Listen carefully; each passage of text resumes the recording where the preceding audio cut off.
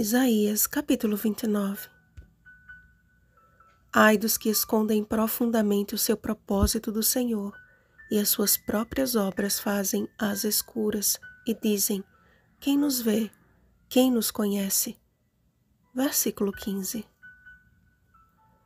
A lareira de Deus, Jerusalém, foi tida por culpada diante de Deus. Seus habitantes continuavam com suas práticas religiosas sem se dar conta de que estavam festejando de si para si mesmos. O juízo do Senhor sobreviria de repente, num instante, e o povo se humilharia perante Deus até ao pó. A atitude que não buscaram em tempo de bonança teriam ao sobrevir as grandes manifestações da parte do Senhor dos Exércitos.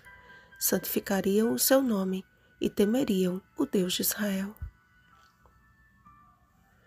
A cegueira espiritual e a hipocrisia são, sem dúvida alguma, os maiores perigos da vida cristã. O espírito de profundo sono espiritual faz com que qualquer revelação da parte de Deus se torne um livro selado, ou seja, torna-se algo impossível de se compreender. Mas a dura repreensão do Senhor ao seu povo não era para sua destruição, mas para sua redenção, uma obra maravilhosa no meio deste povo. Deus, como um pai zeloso, iria até as últimas consequências para salvar os seus filhinhos. Todos os juízos que sobreviriam aos habitantes de Jerusalém eram a disciplina de amor de um pai que desejava vê-los livres já da escuridão e das trevas. Diante de um povo com o mesmo quadro espiritual, Cristo replicou a mesma repreensão aos escribas e fariseus. Hipócritas, bem profetizou Isaías a vosso respeito, dizendo: este povo honra-me com os lábios, mas o seu coração está longe de mim, e em vão me adoram, ensinando doutrinas que são preceitos de homens. Mateus capítulo 15, versículos 7 ao 9. Maquinalmente, aqueles que se chamavam pelo nome de Deus se orgulhavam de suas práticas religiosas, enquanto seus corações estavam longe do Senhor. A verdadeira adoração não consiste em ser um bom membro de igreja, mas em permitir que o único que é verdadeiramente bom habite em nosso coração. A adoração dos judeus consistia em rituais e em suas próprias doutrinas. Trocaram o oleiro pelo barro e o artífice pelas obras. Vivemos em um estado diferente? Não, amados. É triste, mas Deus continua a dizer: que perversidade é a vossa! Será que temos nos aproximado de Deus como deveríamos? Será que verdadeiramente estamos buscando no Senhor a real mudança de coração que necessitamos a cada dia? Ou somos zelosos membros de igreja, esquecendo-nos do Senhor da igreja?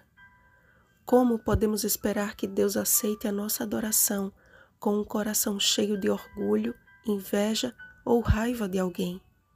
E isto não se chama adoração, isto se chama ofensa a Deus. Muitos têm usado a palavra do Senhor para condenar, tramar armadilhas, envergonhar os irmãos e, sem motivo, negar ao justo o seu direito. E sobre o pedestal da arrogância e confiança própria, não conseguem enxergar as verdades libertadoras da palavra de Deus.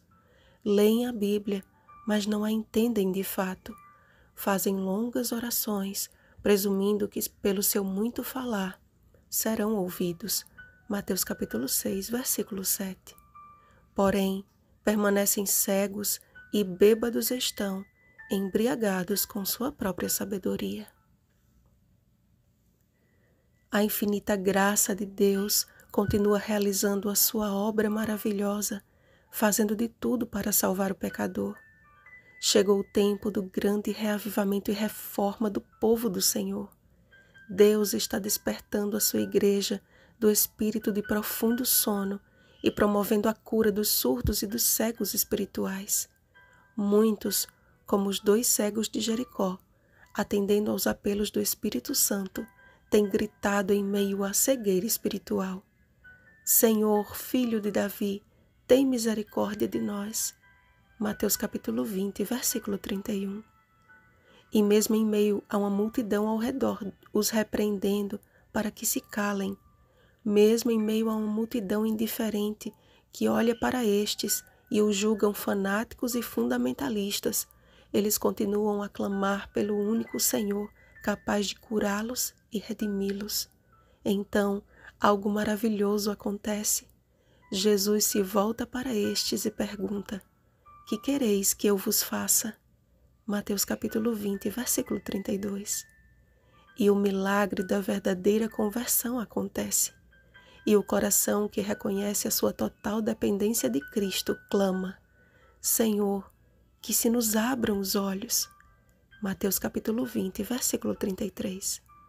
E Jesus, cheio de compaixão, nos toca e imediatamente nossos olhos se abrem e finalmente o seguimos. Mateus capítulo 20, versículo 34. Jesus está voltando e se você deseja contemplar a sua face, precisa começar a fazer isto aqui pela fé. Abra o seu coração a Jesus. Permita que Ele realize a sua obra maravilhosa em sua vida. Que se cumpram as palavras do Senhor no meio do seu povo hoje. E os que erram de espírito virão a ter entendimento, e os murmuradores hão de aceitar instrução. Vigiemos e oremos. Um feliz sábado, salvos pela infinita graça de Deus. Rosana Garcia Barros.